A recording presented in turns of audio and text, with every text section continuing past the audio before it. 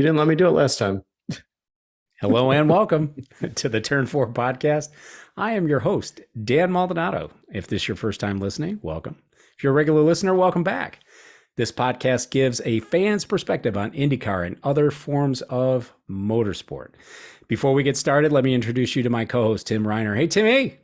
Hello, Dan. How are you? I am good. How are you today? I'm good. I'm good. Good. It was a very busy day at work today, which is fine. Mm-hmm. Thrilled to be doing this podcast with you. We have been so busy with podcasts, given how the time of the season, right? It was strange taking last Monday off, wasn't it? It was kind of weird, right? It Yeah. seems like it's been a while. So I'm excited Yeah. to be back in the saddle and back talking about IndyCar racing. It's Yeah. really, really, really fun. Our regular cadence is every other week, unless of course there's a race. We kept the week off instead of doing a preview show for Worldwide Technology Raceway. But and we'll continue to do that, right? Because Portland here is in another couple weeks, so we got some time, and then we'll be back onto the regular 2 weeks once the season ends. But I don't want to rush the season here because we got stuff to talk about today, Timmy. I know we do. We got a lot of good stuff to talk about. We got good stuff here. So before we get into the feature, though, I do want to talk a little bit about NASCAR of all things. NASCAR was at the Glen this weekend. They were. Race. The track that I believe is probably the best road track in America. Second best. Well, I know you say it's Road America. You don't believe that the Glen is better than Road America, do you? I just think from a historical perspective, it's better. Huh. You know, with F1 We'll agree being to there, disagree, IndyCar and being we'll- there, and Yeah. NASCAR. Yeah, we can. We'll- From a pure yeah. circuit, I would probably say Road America's better. We'll agree to disagree, and we'll agree that I'm right. All right. Road America's better. Very good. The race started in wet conditions. I personally like that NASCAR allows racing in the rain on road courses. I think it's been a few years since they started doing this. I mean, why not? I mean, they do it in IMSA. Frankly, especially today's cars, I don't really see what the difference would be. So, but there was, of course, a delay in the start yesterday, Sunday, on this race because of some standing water. And of course, you have all the Twitter geniuses that were not too happy about this. But reality is, I don't think IMSA, IndyCar, anybody would have started in those conditions. With or without rain tires, standing water is no good for racing. Good call by NASCAR, in my opinion. Timmy, how do you feel? I agree. It was way too wet. You can't have a car out there. You can't have a car hydroplane and get in the walls, or several cars hydroplane. I don't even know why they went out. I was shocked that they went out, especially when the radar showed that the rain was coming to a stop and they were going to have, drier track conditions. So they did a few laps and then came in and then waited a little bit. But yeah, I don't know if it was tested out, but obviously if you have 40 cars, whatever it is out there, it's going to dry the track quicker. But if it's raining and there's standing water, you can't be out there. It's a little too dangerous in any type of motorsport. Right. I agree with you. It was odd that they did that, but still, I think they did the right thing. They actually put on a pretty good show. Did you get it? Did you watch it? I think you said you were listening to it, right? I had it on, but there were some house projects going on. And so as I was going in and out of the house, I would stop for, 5 minutes, watch a little bit of it, check the standings, and then I'd continue to do what I was doing. So I saw a little bit of it. I know last time we talked about, I don't know if it was on the show or not, but I know we talked about having stage racing in when they're doing road courses. Yep. Yeah, it doesn't seem to make any sense. It just takes the entire it takes strategy out of it, I believe, but it also takes the flow of the race. And so I saw they were doing that, which of course is expected because that's what NASCAR does. So if they got rid of that, I think it'd be a little better racing action. But I saw some of it in and out. Yeah. Road course ringers are not necessarily unusual in these road course NASCAR events, but there was quite the international contingent during this race. Tim, I know you know one of these guys, right? I think Kimi Räikkönen. Yeah, that's why I tuned in. That was, of course, the major reason that I had it actually on. Otherwise, me too. Probably would have been busy in projects and never would have turned it on. But as I was talking earlier in the day, I said, you know what? We got to tune in. I think it's at 3:30, which is when it was supposed to start. And so we did. So we saw some of it. Yeah. To go along with Kimi Räikkönen, you also had Kyle Tilley from England, Mike Rockenfeller from Germany, Dana Kvyat from Russia, actually, former Formula One guy. Loris Hazemans from Netherlands, and then Daniel Suarez, of course, from Mexico. And I believe that Suarez is a series regular. So Yeah, I believe. Yeah, that's correct. Kimi, I was obviously interested in this because I knew Kimi was running in this thing. So he looked like he was having a pretty good time, And in particular, I love the interview where someone asked him why he was doing it. I'm paraphrasing, of course, but I thought his answer was pretty smart to that, right? And it was essentially he has nothing to lose, and that it would be interesting to give it a try. I think at the end of the day, Kimi's reputation and legacy is secure, right? Nothing, and I mean absolutely nothing he does from here on out in motorsport is going to tarnish that legacy. I think Kimi's a pure racer, right? Give him a steering wheel and four wheels and a shot, and I think he's willing to go out there and do it. Again, he has nothing to lose. Yeah, I don't. He had nothing to lose to go out there and do that, and I'm glad the team he rode for was, giving him a chance to do that. And there was a lot of hype behind it. I think Yes. I'm sure it increased viewership across the pond for sure. But even here in the States, you and I, who probably wouldn't normally tune in, decided to tune in because Kimi was in it. I didn't know Danny was in it either. That's interesting. I wasn't paying that close attention to know that. I think Kimi just took the spotlight, but being a Formula One world champion, Right. he's going to take that. And but even through the Twitter feeds of him coming over to the States on the plane and then going through some testing and some not only on track, but obviously within the simulator as well, all that took place. And he looked good. He was running top 10 for a little bit there, and then fell into the incident I think you're going to talk about. Yeah, on lap 46, he was taken out. Number of drivers just ran out of space. Is what that situation there was. Couldn't be helped. Overall, classified 37th place, but oh well. It was fun. It was fun while it lasted. Maybe he'll get a chance to do it again. Maybe some of the other European drivers will get a chance to do that. Of course, I hate that because I'd rather see them come to IndyCar. But if it's just one-offs and they're not going full time, I dig it. I think it's pretty cool. Yeah, I think it's cool too. Let's get Vettel in a Rahal car at Road America. Remember that? Yeah, let's do Graham it. talked about that. Yeah. So I got a couple other observations since this is really the first NASCAR race I watched this year with any kind of real interest. What happened to track limits?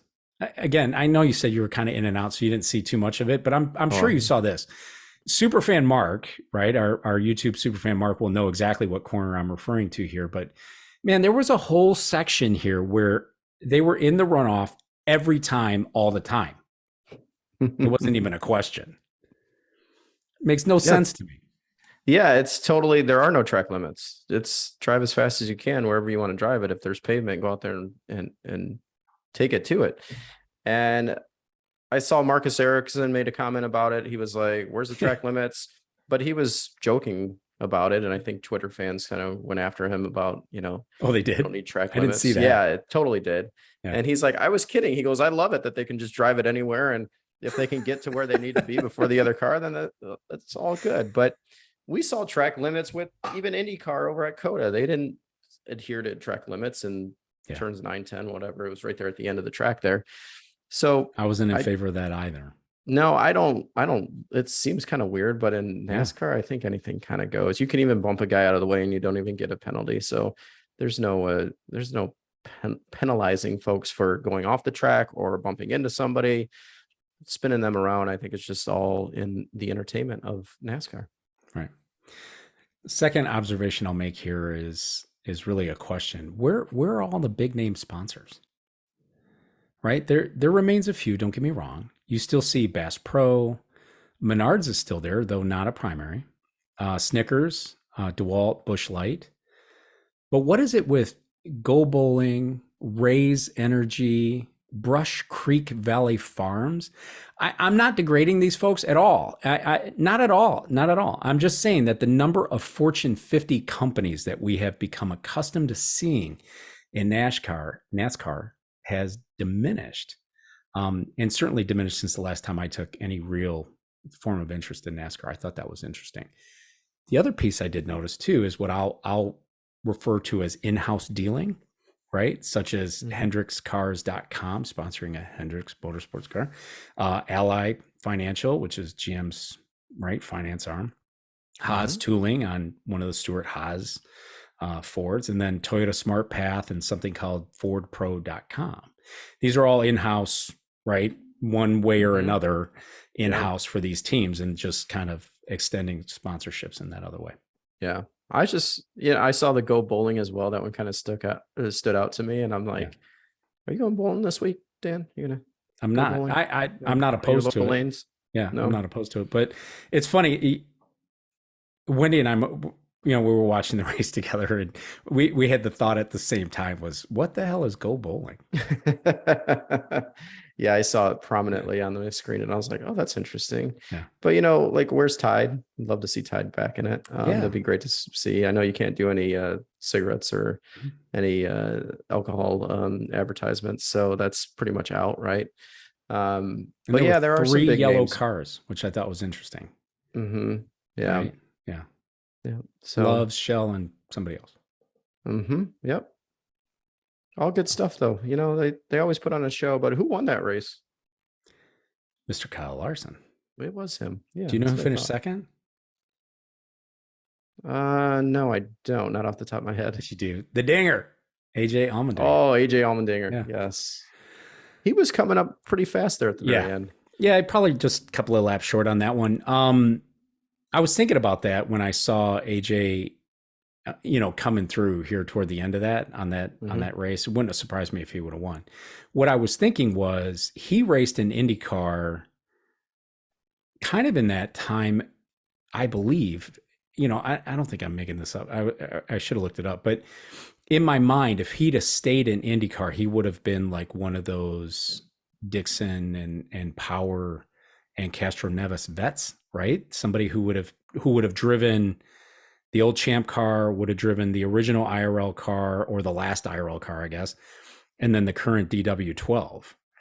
I would have loved to have seen AJ Allmendinger in IndyCar and had kept his IndyCar career going, because I think people like Franchitti, I think Dixon, I think Power, some of these guys, Sam Hornish back in the day, I think some of these guys, their careers paths would have been a little bit different had AJ Allmendinger been in the IndyCar series at the same time. Well, yeah, he was in the series back in the 2000, well, it looked like 2013, and then earlier he was in there. He returned in 2013. I don't remember him driving that much in IndyCar, honestly. So I guess he would have been in the different types of IndyCars during the time frame he was there. So who knows what would have been. He went over to NASCAR and he's been there for a while. So yeah. Surely made a whole lot more money doing that, I'm sure. So yeah, in 2013, it looks like he did like 5 races in total for Team Penske. He was a Ferrucci type, right? I mean, he was a guy who had a lot of talent, but wasn't, a full-time driver. Yeah, had a lot of potential, a lot of talent, and wasn't a full-time driver. But then he became full-time, I believe, with Rue Sport and Forsyth. Yeah, Forsyth. Yeah, and that was 2004 to 2006 when it was still Champ Car World Series, which is very interesting. And he has some really, really good results. Yes. A lot of first places with Forsyth. Huh. Yeah. He would have been a force to reckon with. That, no doubt in my mind. Wow. A couple of pieces of news to get before we get into the feature here. Earlier today, Andretti Autosport announced they're building a $200 million global headquarters in Fishers, Indiana. It's going to occupy about 90 acres and be a 500,000 square foot building that will employ 500 people when it comes online in 2026. Tim, big news, man. Big building and a big investment by Andretti Autosport. Oh my gosh. That place looks like a palace. Yes. They took the blueprints from McLaren and just changed them up a little bit to be in Fisher, Indiana. Yep. Like, when I looked at that, I was like, wow, very cool. Yeah. That's crazy. I don't know where Michael's getting all his funding, but he obviously knows how to run an operation and a business when it comes to making money and putting together a good program. I know they haven't been very consistent this year, but overall he's built quite the empire, which is Very nice way of impressive. putting that. So the question becomes, where does he go now with his racing? Was it Formula One? Does he bring a NASCAR team in? You never know. Yeah. But that thing, it looks like a museum, at least the renderings do. Yeah, it's beautiful. So now when I think of Fishers, Indiana, instead of thinking roundabouts, I'm going to think of the global headquarters of Andretti Autosport. So yeah, that was impressive. Yeah, second piece of news, Meyer Shank confirmed that Elio Castroneves will be back in the 06 car full-time in 2023. Is this the right move, Timmy? It is. It's absolutely the right move. You bring Elio back and see what he can do next year. He's obviously a master at the Indy 500. And I heard Michael Shank say during an interview that he doesn't want Elio to get his 5th win at Indianapolis in any other team than his team. So I think that's one of the reasons he put him in the car. I know I don't think that's a good idea, but Indy 500 only is what I probably would have been advocating there. I think you said ovals only, right? Yeah, and I'm fine with that too. And then I would have been really, really good with. I'm fine with this, by the way. I'm totally good. Elio's great for the sport. He's a great personality. There's no doubt about it, right? There's very few that are better. And I'm totally fine with it. Not that my opinion matters that much, but I'm a fan, right? But I'm thrilled to see him there. It's going to be sad when he does finally hang it up, whenever that happens. I hope it's done the right way. I hate to see these guys hang on. But yeah, he's got to age 54. Yeah, it's a different age, man, different era. But I think my anticipation would have been like an oval program, if not Indy 500 only, plus the IMSA side. Yeah, I like the move. I think the only thing that you and I can agree on this one is that just diversify the cars a little bit so we can tell them apart on the track. Yeah, I know we got some intel on what the differences are on our Twitter feed, but at the end of the day, it's one of those things where make them look different. Even your caption on Simon Pagino, maybe there's a way to have the drivers look a little bit different too. That's right. Anyway. That's right. Yeah. That's funny you say that. Speaking of livery, it's not in here, and I'm already derailed because you know my attention span. The Napa car that Grosjean drove this past weekend looked really sharp. That blue and white Napa car. It totally did. Yeah. I liked it.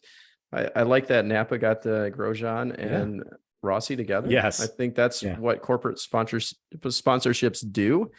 Otherwise, they would not be taking that photo op for sure. No. I don't believe. And what was the caption to that one too? Who knew that Alexander Rossi likes to cuddle or something like that, right? Yeah, that's and what. And then he responded too. He was like, "No, still don't," or something like that. Yeah, still don't. Never have. One of the two. Yeah. But no, I thought that car looked really good. Even Graham's car looked pretty cool too. I like the bright green to sort of have it stand out. The other part of the green was, your standard green, but they had the bright green on the front and the back, and that car really stood out during the race. And I was trying to figure out who that sponsor was. iPacket or something like that. Yeah, I don't know who they are. I gotta look them up. Yeah, I don't know. Yep. All right, on to the show. Bommarito 500 Worldwide Technology Raceway. The 1.25 mile speedway, formerly known as Gateway, often referred to as St. Louis. That isn't in St. Louis. It isn't even in Missouri. Hosted the Bommarito 500, which, by the way, isn't a 500 miler. It isn't even a 500K.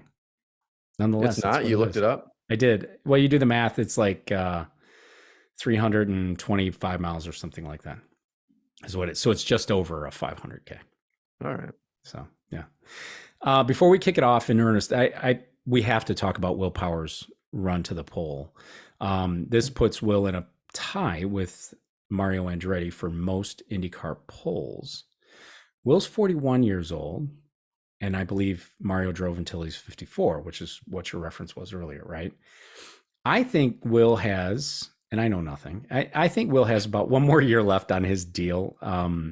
And I believe that's likely to conclude his career in IndyCar. I truly believe that this will be it. With one more year behind him, we have 2 more races in this season, one more full season to go. He'll definitely exceed the 67 poles posted by Mario and tied by Will this past weekend. What about you? You think so? No, I don't think so. You think that this past weekend's poll is the last one for Will? Well, no. So I think Okay. let me back up. Let's back up here. So will he surpass Mario Andretti's record that he tied, right? Yes. Yeah, I think he will. A few. Yeah. I think maybe 2 or 3 more polls, maybe. Yeah, I think, Yeah. well, he's got all of next year, right? On his Penske contract. So you figure, yeah, probably 3. I wouldn't go 4. There you go. But yeah, I'm with you. I'll buy that. Yeah. Tim, this poll winners list, and I'm just going to give you a few names here. AJ Foyt, 53. Bobby Answer, 49. I was actually surprised to see that. Elio Castroneves, 41. Rick Mears with 40. Dario Franchitti with 33. Numerically, Power is tied for first on this list with Mario Andretti. Where is he to you, Tim, amongst these drivers? Wow, that's a good question. Where is he between Mears and Dario? I think that's where I would put him. You put him behind Elio? I think so. I think when you look at Elio's just Indy 500, I don't want to call it domination, but his 4 wins. But otherwise not a prolific racer, right? Doesn't have an IndyCar championship. Yeah. He's got 1 in top level. He has 1 championship, and it's in IMSA. Mm-hmm. Yeah, that's where I would sort of put him. Where would you put him? This is very interesting. I don't know. It's funny. I was hoping you kind of wouldn't ask me that, but and I was looking at it like it's very difficult to compare the eras in which these drivers drive, right? AJ Foyt, Mario Andretti, Bobby Unser. But if you look at maybe Mears as a peer, sort of, Castroneves, Dario, I would put him ahead of Castroneves. I would put Power up there as a broader career. The Indy 500s mean a lot, right? If anything, I mean, they mean a lot. Well, the thing that threw me off was Mears, right? And all of those, right? You look at, I couldn't put him in front of Mears. Yeah, it's hard to do because of the era. Yeah. Right. And the pedestal, so to speak, that we put people like Rick Mears on. Mm-hmm. Yeah. Right? And Dario, unfortunately with the concussions and things, Dario's career, didn't go as long as, maybe as certainly Will's did, or even as Castroneves's did. It was a crash in Toronto, wasn't it? I believe that's where I think so. Place. Yeah. That's where he had that really big off into the fence, caused the concussion. Yeah. I don't think he drove after that. Yeah. It's interesting. We'll see what happens to Will through the balance of the season, and then he's got 1 more season here. So, and he's certainly, right in the thick of things. He's getting a lot of attention. So, yeah. In the interest of time and content, I think we're going to cover the Power 5 teams again, Tim. Right, similar to what we did with the Iowa doubleheaders. I liked how this worked out, which means I need to have a 5th team, right? Yeah, which I mean. It doesn't mean we're denigrating anybody else, or we think that Foyt or somebody or Juncos, which Tim and I are on record as huge fans of Juncos. It just there's not a lot you can talk about oftentimes with those teams. So just kind of focusing the conversation toward the front of the field for now. Yeah, I guess so. With them, you could talk about their 30-second penalty. Right. For hitting a that was big. That was big. Yeah, that was a big penalty. I don't ever remember seeing that. It takes you out of contention completely, right? Yep. When you're running laps that are much shorter than when you're running laps that are, 20 some seconds, almost 30-second penalty at Road America, Road America is different than a 30-second penalty. Yeah, absolutely. You're pretty much out of the hunt. Yeah. Yep. So they penalize. So they penalize an IndyCar, just not NASCAR, unless you fail post race inspection. I don't know what the penalty is in NASCAR if you run into somebody. I'm just talking penalties in general, track limits and banging into people. But I don't know about crew members. Right. Joseph Newgarden finishes first, 3 race wins at Worldwide Technology Raceway, 3 in a row. Actually, when I congratulated Joseph on Twitter, I said back to back wins, but it's back to back to back actually. So, Oh, wow. and this of course comes at a really good time, especially as it relates to the championship. As expected, Joseph, and his Penske teammates rolled off the truck with very strong setups. So Joseph led the second most laps with 78 laps. This was a flawless race for Joseph, even being held up in that one pit sequence behind Lundgaard right before the red flag for rain. Mhm. He got held up quite a bit there too, because even as he was finishing his service, Lundgaard was damn near right next to him, right on the exit. I mean, it was very, very close. Yeah, he did beat him out Nonetheless, of the pits. Yep. yeah. Nonetheless, it's exactly what it didn't stop him, and it didn't really hinder his finish here, of course. And Joseph needed this for the championship. This is 5th win on the season, his most ever in any one season. In any other season, though, this would be a runaway for Joseph in the championship, but it's not to be. And that's okay, because I think it keeps the excitement going as we head into the final 2 races of the season. It's keeping me engaged, right? Mhm. We talk about Formula One. We have talked about Formula One, where the championship is decided 2, 3, 4 races before the end of the season. That's no fun at all. I don't want to Mhm. see anybody race for second place, but I'm pretty sure you picked them, right, for your race win here. I did. So I actually that was my pick for the. It was either him or Marcus Ericsson, who had a very strong run. That You was did. one of the 2 picks Mhm. that I had. But when you look at Newgarden, he is the hottest driver by far on circuit. Like they've Yep. got it all. Everything's clicking. Everything's good.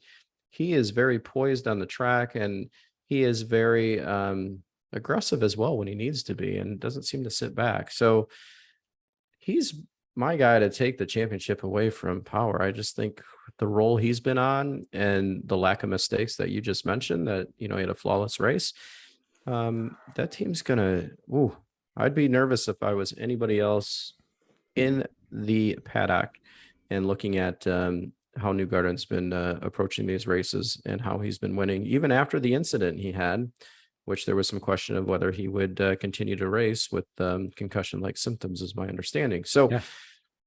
dominant. It was good to see the PPG colors up front. The livery is really nice, and the Penske's got it together. And even the thing that really you brought up the Lundgaard and being held up getting in the pits, but to then beat him out of the pits, that just tells you that Penske's on a different level when it comes to pit stops and being able to get the cars in and out of their box as quickly as possible.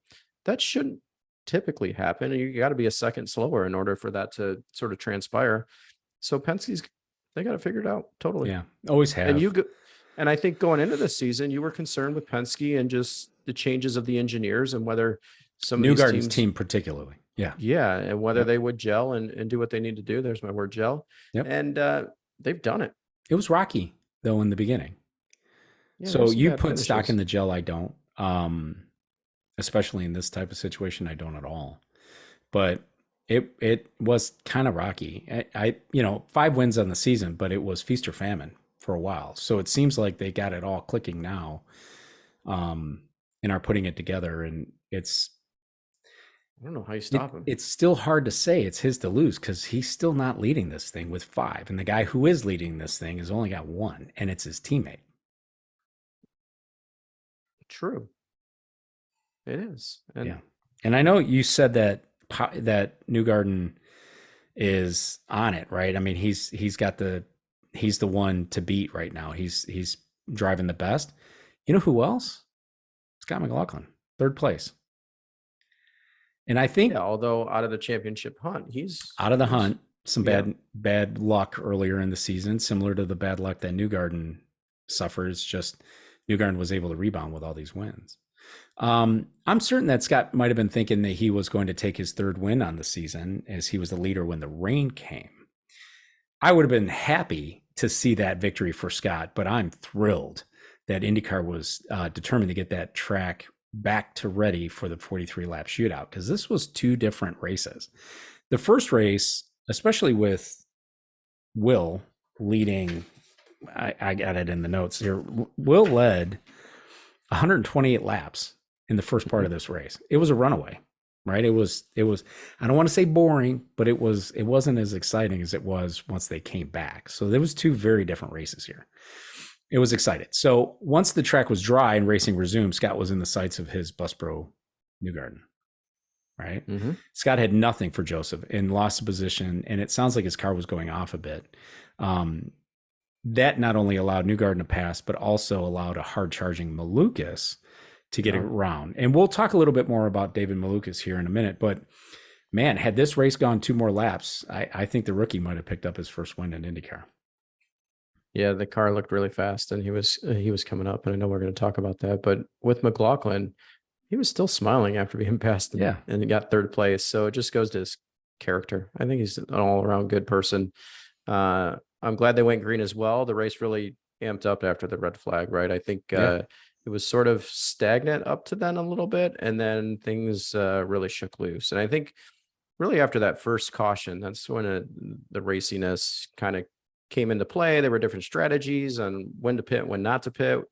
And really it was a pit call strategy for Newgarden to get that lead along with Scott up there at the time, because they came in and Willpower didn't. And over time with the tires, they sort of passed him. And then the way things shook out after the red, they were poised to look at podium finishes.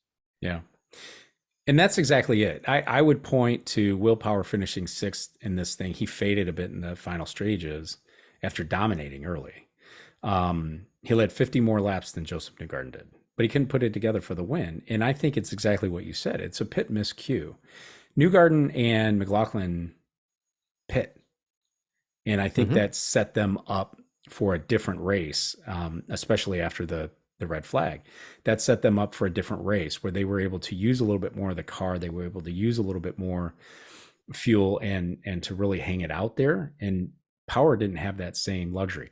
I don't know if Power missed the call for the pit or if he was just dedicated to a different strategy. I don't know what's happening there. You're smiling because Max is behind me, right? I am smiling because I'm looking at your dog in the background. Yeah. But I think the funny thing is that they talked about tire drag would not be an issue here, but you could tell if you had fresh tires, you were considerably fresh tires are always faster. better. Yeah, I know, but they didn't. They said it's not really going to have an impact during this race, and it totally did. Yeah. Sato and Award also, made their way around Willpower. That's where Power finishes in 6th. So he still leads the championship with only 1 win on the season compared to Newgarden's 5. He does so with an average finish of 6.1, and Newgarden's average is 8.3. Interesting. Very. It seems as though Power he's obviously taken a different approach to the season, which has gotten him to where he is now. I think going into the last 2 races of the year, you need to take a very aggressive approach, go back to old Willpower. Yeah. And obviously you don't want to put it in the fence, but if you fade like you faded at Iowa and you faded here, your championship is in jeopardy here because Newgarden is not fading. He's running to the front nonstop. And he is being aggressive.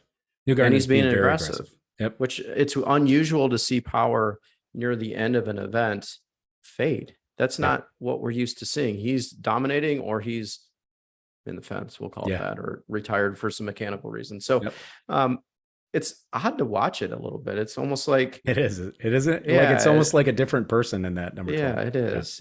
But he still obviously has the speed. He took the pole, right?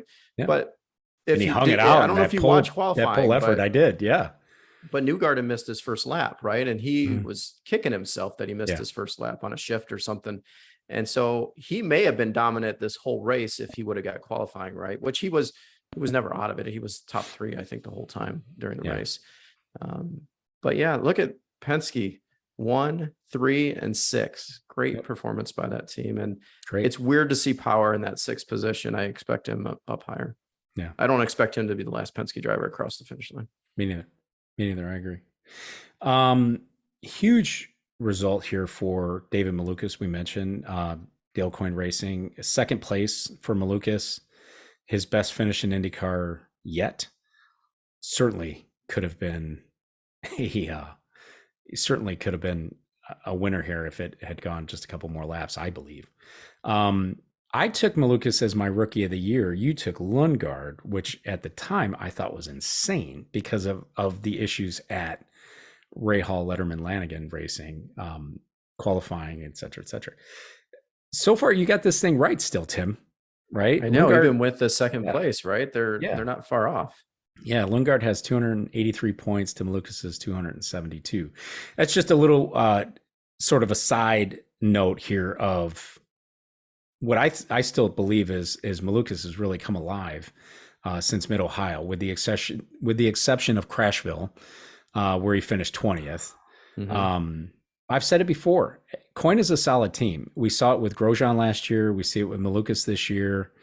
Tim, of course, it's one race. Some fascination on Twitter this weekend with Malukas' future. Mm-hmm. His dad is his backer at Coyne with the HMD trucking, but Malukas is on record saying that it doesn't mean he can't leave that situation. If you're Ganassi and you know that Palou is leaving, I think Palou's leaving. Do you pursue Malukas for that number 10? Yeah, I don't know. Honestly, I don't know. It's like you said, it is just one race. Mm-hmm. And yes, he had a very good handling car, and he passed Penske one-on-one going around the track, around the outside. But I don't know if I'm hopping on that bandwagon. I don't know if Chip is either. But like you said, we're not insiders, so we don't really know. Right. His average finish leading up to this event is almost 15.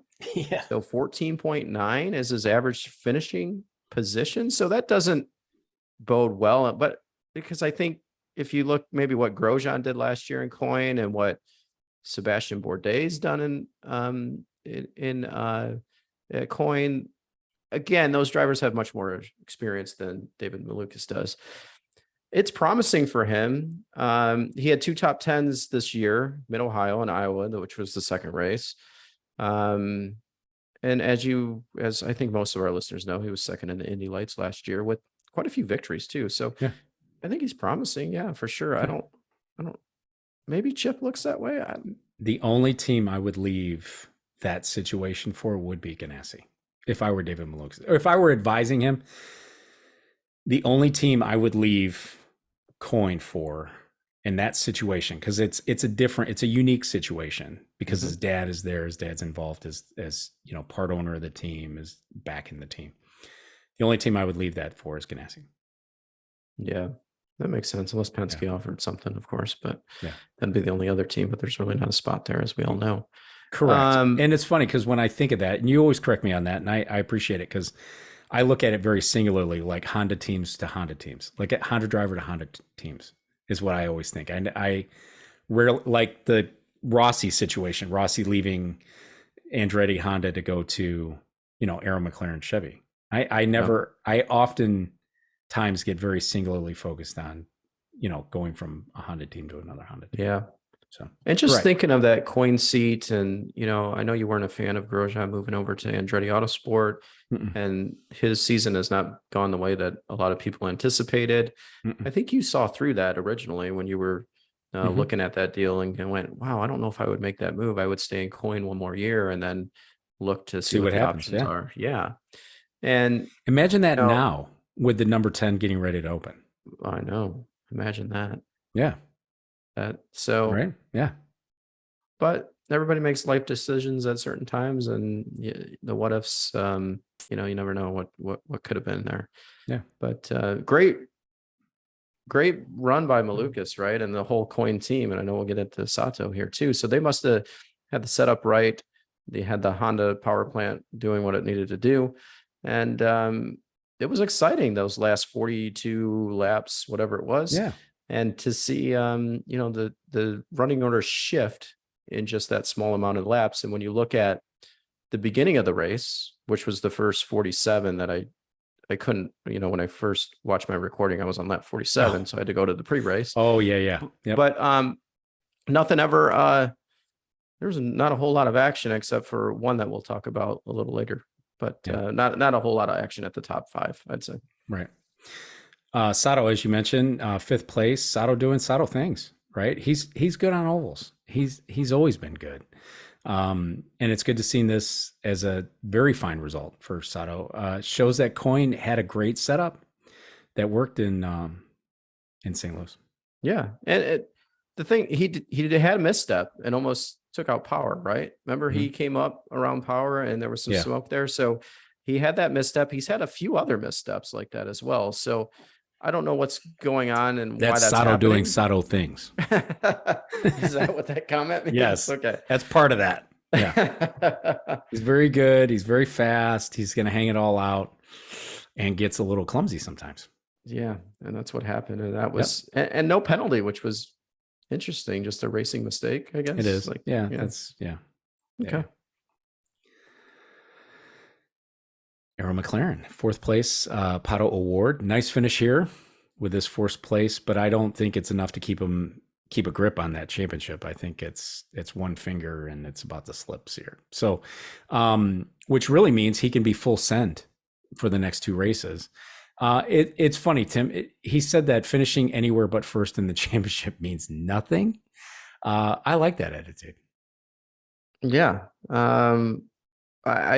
We got a chuckle out of it at our house. So it was one of those things, watching the interview and listening to him talk about what he was trying to do and how he was trying to do it. But I agree. He's full send now. I think he's out of the championship, but I also think others are out of the championship as well. Who? Well, I think it comes down to 2 drivers at this point. I think Dixon and Ericsson are both out of the championship as well. I've not seen the aggression, them be as assertive with their cars and race trim. I would agree with you on the Ericsson side. I have a little bit more, I guess I would say, about the Dixon side. I think Dixon's very much in it, but I think Dixon is fighting some philosophy changes with car setup at Ganassi this year. Yeah, so I don't think he's in it. Obviously, he's pretty close, but he's great. Yeah. Yeah, and the Nashville win, he kind of fell into that, right? Strategy played it into that. Yellow flags played into that. He won it, which got him where he's at. But I don't think he's got what Newgarden has and even what Power has in order to really make a run at this championship. I could be totally wrong. He may do it, but I think there'd have to be some misfortune on the Penske side for both of those drivers that are in front of him for him to claim the championship. Interesting. Yeah, he's only we'll what, agree 14 to disagree, points out, and we'll agree that I'm right. I think Dixon's it's like everything. What is he? 14 points out? Yeah, he's 14 points out. So, we'll see. 16th place for Felix Rosenquist. Kind of an unfortunate result here for Felix, who's been on a tear lately, right? Trying to prove that removing him from that seat is a big mistake. And speaking of full send, Felix was full send in his best impression of Tony Kanaan at the start of this race, but he never factored really otherwise. I mean, he started last, 26th place, and he's up to 13th by lap 5. I just driving around the outside. Yep, just drove it around, man. Just went full Tony Kanaan, right? Yeah, and, like Tony Kanaan, it still reminds me of Michael Andretti as well. He would go around the outside, going to Michigan International Speedway. He'd be way on the high side, passing people, and you're like, "Where's that coming from?" But yeah, that's quite the impressive start for sure. Yeah, I didn't look it up, and some of our listeners who are wonderful with communicating with us on Twitter and via the YouTube. But I still feel like my perception here is that when Award is good, Felix is not. And vice versa. When Felix is good, Award's not great. Yeah. Somebody on that team has a bad day, right? And somebody has a good day. It's just the way. I don't think that's anything with the team. I don't think it's anything with the setups of the cars. I think it's just how this season has played out for them. I think the chemistry within that team and the management within that team, like everything is sort of above board and everybody's doing the same thing. But it seems to have gone that way. And I know you've mentioned it in previous shows. Yeah. It'll be interesting to see what happens there. I mean, it's just one bummer of a result here on this oval, but we'll see what happens. Yeah, this and team is it good. comes down to qualifying. He messed up on qualifying and he spun the car. Luckily, he didn't hit anything, but he spun it. I almost wonder if he had a flat tire. I know, sometimes in these spins, they can cause a tire to go flat, but his left rear was flat when he finally came to a stop. So I see, based on how he spun, I would see the right rear going flat, but I don't see the left rear going flat. He had them locked up and they went flat. Is that what it was? It was sliding with the tires locked, and all of a sudden, poof, the air went out of him, and he was pretty much on the under tray. I think in a lot of those situations, it's that he is trying to overdrive the car, right? Because I think the car is okay, but the drivers are forced to sort of contend with an okay car. And I think Award is better at that than Rosenquist is. Yeah, and Award was on the pole at one time, but his time didn't hold up. So they had fairly quick cars. He started 7th. Yeah. So he would have been top 10 starting, and so you wouldn't have to make that move at the start, or if you did, you would have been first. Yeah. Gone right around. Power 4th team here, other than Ganassi. Ganassi, other than Indy, Ganassi hasn't been that strong on ovals this year. And I say, and I realize that's a relative term, right? Marcus led 1 lap. Otherwise, no other Ganassi driver led laps. And of the 3 Ganassi drivers that are in this sort of win and championship discussion, Marcus finishes 7th, right? Dixon 8th, and Plo 9th, which I think is interesting. You disagree, Marcus, as far as I feel Marcus is kind of an outside shot at this championship, but like Power, he's going to need a win, right? Totally. He's going to need a win. And I feel like he fades. Yep. In the race. I don't feel like he's as aggressive, or the setup goes off. They don't know how to chase it, or he doesn't know how to give the right feedback to keep the setup where it is, because early in the race, he was moving up through the field, and then late in the race, he was moving back in the field. And I don't know if that goes to car setup, or just being an aggressive driver when you need to be one. Yeah. That's interesting. I told you a long time ago, I'd love to have Mike Hull on this show, because I think Mike Hull is an interesting character. He's the honcho there at Ganassi. That would be a great question for like a Mike Hull, right? What is, Marcus is going on, an Indy 500 champion. He's a former Formula One driver. He's obviously a very talented individual, but oftentimes that talent doesn't necessarily translate to somebody who can help with car setup. Yeah. Hence Brian Herta's role at Andretti back in the golden era of Andretti Autosport. So, but it'd be an interesting question for Hull. What Marcus's feedback is versus a Dixon or versus a Polo. Yeah, you think of Dixon, you always think of the car getting better and better throughout the race. Because he's seen it all, 20 years. He has, and I think he can sort of feel what's going to happen before it actually does happen. You're not reactive. You're actively just working on it throughout the entire race. And maybe it just comes down to tire pressures. If somebody's that good with tire pressures and what needs to be done, because it's not always a wing change, right? Right.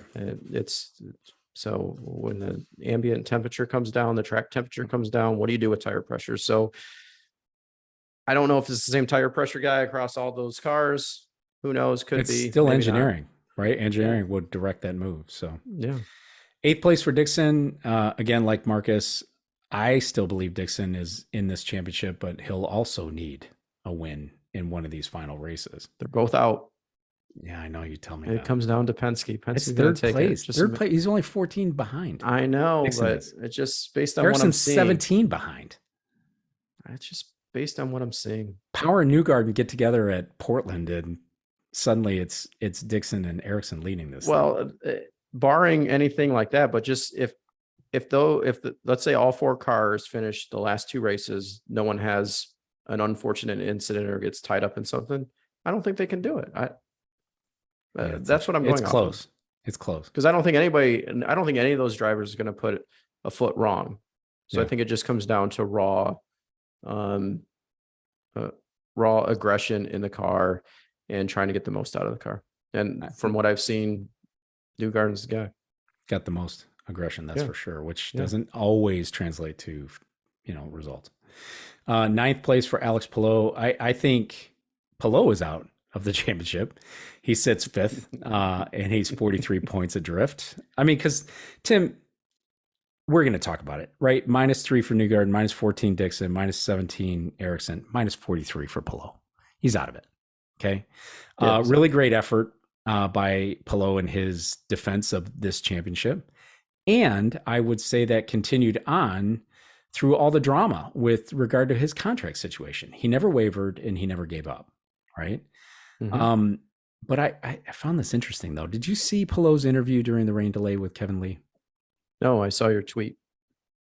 Yes, I did tweet that. I did not see the interview. So So we were basically- watching on tape delay. Hold on. Oh, We were okay, watching gotcha. on tape. So I was fast forwarding through all that. Yeah. So basically, in case any of the listeners haven't seen it, or if they did see it, is I'm specifically referring to basically Palou blowing the whistle on what their strategy was going to be once they went back to racing after the red flag, saying that they were going to stop, that they're 10th, they're the last car in the lead lap, they got nothing to lose, they're going to stop. And I thought that was crazy. I couldn't believe that he did that. Yeah, but if you're the last car in the lead lab, I guess you don't want to broadcast it so everybody knows what you're doing. Right. But the strategy is probably obvious to those that do that, right? Yeah. Probably everybody knew though that's what was going to happen. Yeah. So yeah, I don't know. It was I saw your tweet on it, and then they did what they said they were going to do, right? But there was some weird timing of when they stopped too. I think people stopped on the first lap, other people stopped on the second lap. It was really bizarre. I don't know if that's I noticed that too. That could have been a function of lapped cars versus those on the lead. Yeah, but I thought there was somebody on the lead lap that went in the second time around. Yeah. Oops. Yeah, whoops. We were supposed to go in and we didn't do it. We didn't know the pits were open, whatever it was. Miscommunication using code words, right? That's ridiculous too, by the way. Don't get me started on that. Tim, now that Palou is essentially out of the championship, I don't even want to ask this question. Do you take him out of the car? I don't think you can while you're under contract litigation. No, I don't think you can. I think he stays in, and that's why the Palou team wants to wait until after the season. Yeah. Because I think if you go through the legal process, then yeah, he's already gone out of the car. So no. That's gotten very quiet, by the way, because there was a mediation or something a couple of weeks ago. We've not heard anything. It's gotten very, very quiet. Yeah, I haven't heard anything either. So yeah. But I guess the question is, who do you put in there? You put TK in there for the rest of the season, in my opinion. Yeah, I'm fine with that. That's who he knows the tracks. That's for sure, right? He knows Portland. He knows great personality. Just thank you for not saying Ryan Hunter-Reay. I know. I was never going to say Ryan Hunter-Reay. That's who everybody else thinks. But why wouldn't you throw like a young rookie in there too if you wanted to just test somebody out for 2 races? Do the Ray Hall let him in Lanigan thing. Yep, you could. Somebody from Indy Lights put in there. What the heck? Yeah, or Formula 2. But I think he's going to be in there the rest of the season. As long as, here's what I'm going to say: as long as he's not mathematically out of it, he stays in the car. Yeah. Yeah. Jimmy Johnson finishes 14th. Really not a bad finish for Jimmy, but not what he expects, I'm sure.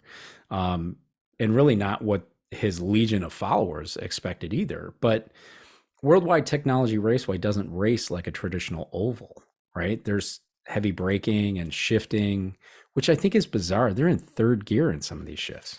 I did see that on an oval. That's just totally bizarre for me. So yes, Jimmy has done very well at Texas. He did really well at Iowa, but this is a completely different animal in terms of driving an IndyCar at Worldwide Technology Raceway. Yeah, and he did an interview on it, and he was talking about understeer versus oversteer and the differences between the two ends of the track. Yeah. Well, yeah, that as well as, in stock car, he said there's a lot of oversteer Where in IndyCar, there's a lot of understeers. So you're always chasing the front end and making sure the front end doesn't nosedive into the wall, right?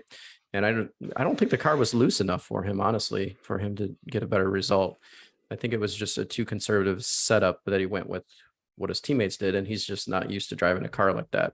Now, most people say you don't want to drive a car loose and any car loose, but I think in Jimmy's case, that's what he's done his whole career in stock cars, run it loose. So I think he struggles with a loose Indy car, though, because we've seen him spin quite a bit. Not as much this year as last year, but still too much rear brake. I might call it loose. Is that what it is? I think that's what it is for him. On road courses, yeah, probably. Yeah. Yeah. But even going into the pits, you got to steer the car with that rear brake. You saw him spin in final practice, right? He spun the car around in the pit lane coming in right before the this heard about pit it. Speed.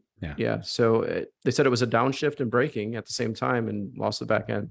Yeah. I think in a loose car, I think you'd do fine, honestly. Yeah. All right. You may give you my power 5. Yeah, I want to hear your power 5 because those were the top 4 for the audience. And after the top 4, we get our own pick. So I get a pick and Daniel gets a pick as well. So you ready for this? I went first the last time. So it is your turn. Yes. Are you ready for this? I'm ready for your pick. I think I already know who it is. Rahal Letterman Lanigan. That's I picked him. You would pick. Tim, I picked him solely because they continue to show improvement on the season. There's no other reason.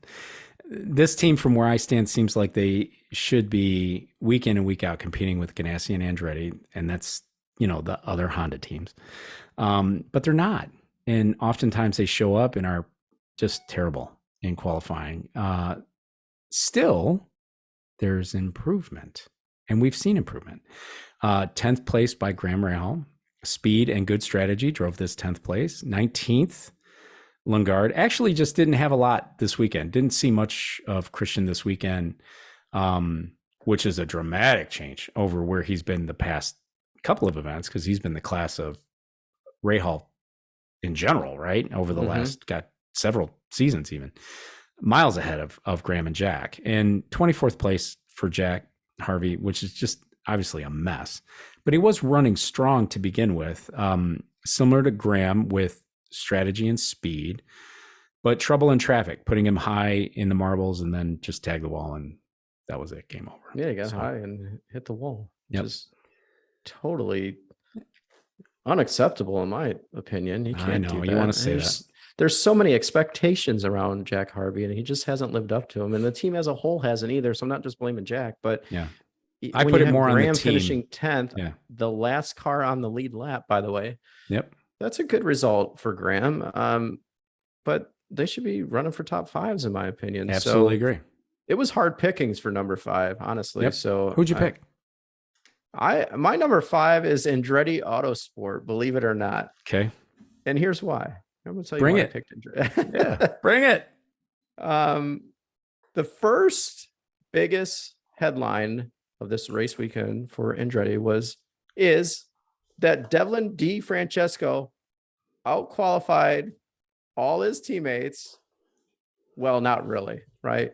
Roman beat him, but he had the 9 grid penalty. So Yeah, the unauthorized engine change. but it looked like he was the fastest Andretti Autosport, which is very interesting. Devlin ended up finishing 12th and second amongst the Andretti team drivers. So that's very interesting. And so my question that I'm going to answer myself is, does that save his seat? Nope, not at all. Did you see his elevator speech though, when they interviewed him on camera on NBC? You might have skipped by it. He gave a full rundown about how the team's finally gelled, and that, he's coming on, he's learning, and, results are getting better, et cetera, et cetera. And it's like, he was giving the pitch of, maybe we pulled the plug on this thing a little too early because I've turned the corner.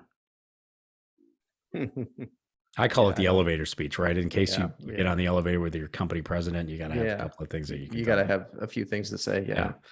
Yeah. No, it doesn't save his seat, but I was very surprised at how quick he was as early as he ran in qualifying. He had to run early because he's way down in the point system. But who did he finish behind? Because he was the second best Andretti finisher. He finished behind Colton. And where was he all day? He finished 11th. solid performance, I guess, There you go. I love it.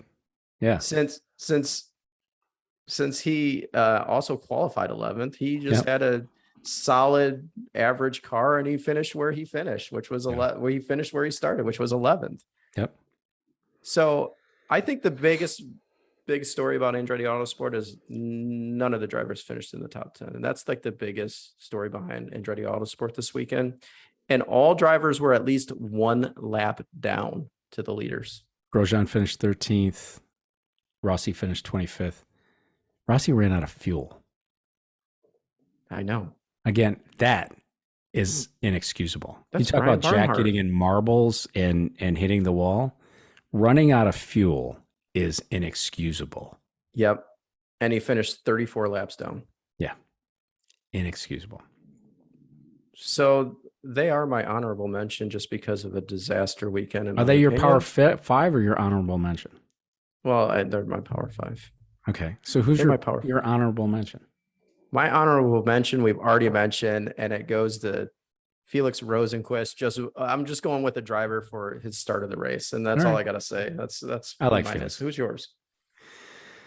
My honorable mention is I don't have one, and I'll tell you why. That's where I was going. Yep. I'll tell you why. Because, I have all these Andretti stats written down already, right? Yep. So I don't have one.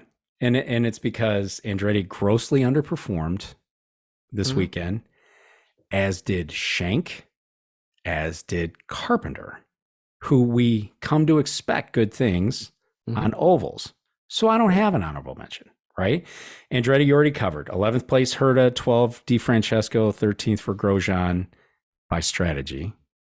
25th, Rossi ran out of fuel, inexcusable. Shank, 15th for Castroneves, usually pretty good on ovals. 20th for Pagano. Carpenter, Ed finished 22nd. Welcome back, Ed. 23rd for Connor Daly and 25th for Rinus VeeKay, who claims that the car wasn't damaged in that run to green. Remember where he had to get on line because people checked up, coming to the green flag right at the start of the race, hit the wall. He hit it kind of clean. But we've talked about this. There's something with these transmissions lately where they're getting out of skew, and he's just running into problems with being able to shift. So, and that's what it sounded like bit him. He said it wasn't damaged because of that hit. I think it was. But what do I know? I'm just soda pop salesman. It had to have been. Totally. Yep. It was that hit at the beginning of the race. Yep. So no honorable mention for me. Tim, 2 races left on the season. Next up is Portland. I like Dixon to win, but I want to give you a couple other thoughts on this. You're going to love it. Graham Rahal and Alexander Michael Rossi, top 5, and Jack Harvey, a top 10 at Portland. Boom. I know. I think you're way off on Graham and Jack Harvey. I think Rossi can take this win. I've always said he's going to win more than one if he wins one. So he's going to take this win. I think you got Newgarden. You're picking Rossi? I'm picking Rossi. Rossi's going to win this weekend in Portland. Oh, we're going to mark that. So I agree with you on Rossi top 5, but I put him all the way at the top. The Graham Rahal, put him in 7th, and maybe Jack Harvey in 17th. Wow, that's mean. We'll see. That's why we run them. Top 20, yep. Championship standings, we covered this quite a bit already. Power 482 points. Newgarden 3 points behind. Dixon's 14 points behind here. 3rd place. 4th place, Ericsson, who you say is out. Which actually you say Dixon's out as well. You think this is a 2-horse race between Power and Newgarden. I do. Palou is definitely out. He's 43 behind. McLaughlin is definitely out. 54 behind. That's a full race weekend, by the way. 54 points, right? Win, pole, laps led, or whatever, that's 54. Award's out, and he knows it. So that's where we're at. I think it's Ericsson, I think, still has an outside shot at this thing. So I would tell you 3 points. Is that what it is? Yeah. It's 51. Well, maybe I'm wrong. I don't know. Power, Newgarden, Dixon, Ericsson. Those are your championship folks still right now. I'm still taking Power for this championship. Still, I should say. But it's starting to make me sweat a little. And I'm going to tell you why. Newgarden's average, and man, we went through average finishes here on this episode.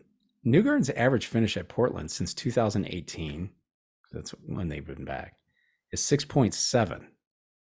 Power's 11.7. And the story for Power doesn't get any better at Laguna Seca. Newgarden's average finish at Laguna is 7.5 versus Power at a clean 14. So you did the math and you still think Power is going to win this? Yes, but it's starting to make me sweat. That's what I'm saying. It's making me sweat. Well, I'll tell you, and the reason why is because this is no average season for Willpower, and it's not been an average season for Penske in general. So one thing for sure is it's going to be interesting, and it's going to be fun to watch. it is. And I think it's going to be. We both agree that I'm right. No, we don't agree that you're right. Newgarden's going to win the championship. Power is going to finish second, maybe third. Dixon might get him, but Wow. yeah. But at the end of the day, you're going to have a Penske at the top, and I think it'll definitely be a Penske driver that wins this thing. Then why aren't the other guys out of it? Because what you believe. mathematically, I still think they're in it. I don't think they're completely You did out. the math here, though, and you're still picking. I'm still picking Power. Willpower. I know, I'm insane. You don't want to go back I tell anywhere. you. So that's all I have. I don't have anything either. That's all I got, Dan. That's all I got. Time. Thank you. Thanks And for the all the listeners too. Yeah, It was fun. It was good to be back. Missed everybody. Love seeing the comments, of course, on YouTube and Twitter, and the occasional email that comes through. So we do love that. So please continue to do that and send us your thoughts and everything.